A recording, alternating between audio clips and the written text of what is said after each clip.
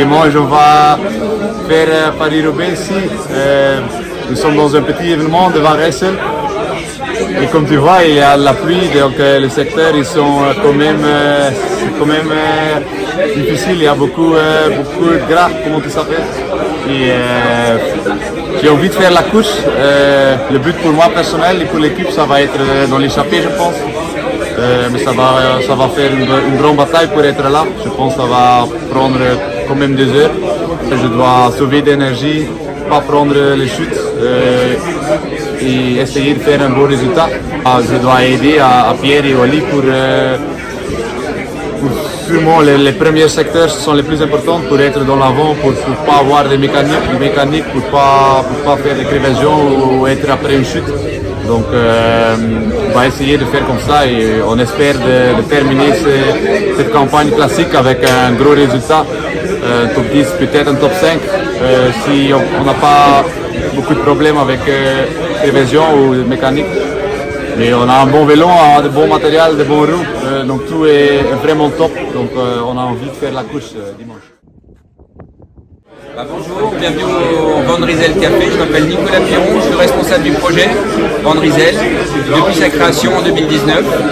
J'anime 50 collaborateurs sur ce projet à temps complet et on est de retour en World Tour depuis cette année avec l'équipe des 14 2. Déjà le Paris-Roubaix, c'est la course, on joue à domicile, si on fait le parallèle avec les sports co et le foot. C'est une course qui est hyper importante, ultra médiatisée. Cette année, c'est un Paris-Roubaix qui s'annonce compliqué, malgré un samedi qui va être ensoleillé. On pense qu'on va avoir quand même des pavés qui seront difficilement praticables. Donc une course.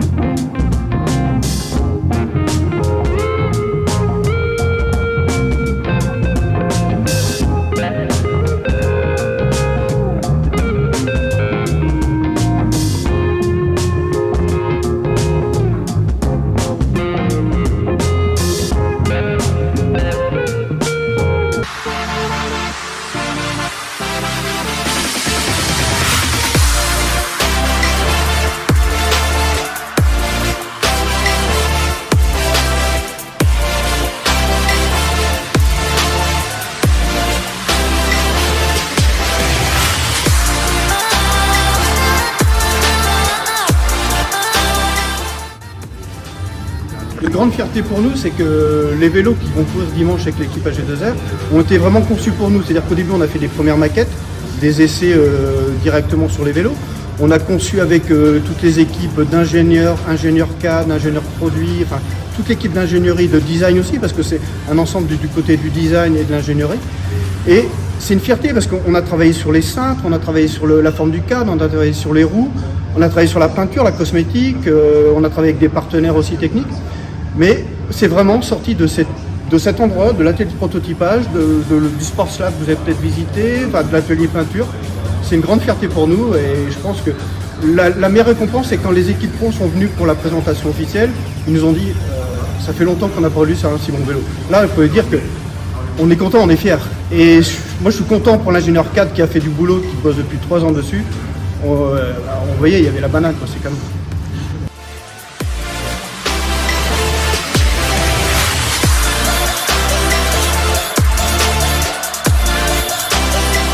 Donc là, on vient mesurer la température en fait pour vérifier, mettre des seuils en fait, pour arrêter le test si on va trop haut en température. Le casque, on vient le mettre sur on vient coiffer la tête avec le casque. On monte à peu près une hauteur d'1,50 m, ça dépend des standards également. Et ensuite, on va venir le faire piquer sur des enclumes. Voilà. Donc on va ce qu'on appelle les curb stones, c'est les coins de trottoir en fait.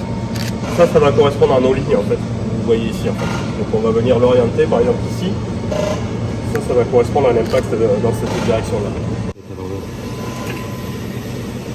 Engineering, c'est on va étudier finalement des produits concurrents et on va regarder d'un point de vue matériaux et process finalement comment ils ont arrivé à cette solution là.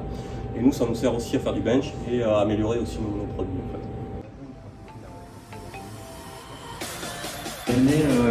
On arrive avec tous nos dessins et puis dans cette zone là c'est vraiment scotch, ficelle, Lego, et on essaye, soit à l'échelle, soit à des échelles différentes, on essaye de bricoler des concepts.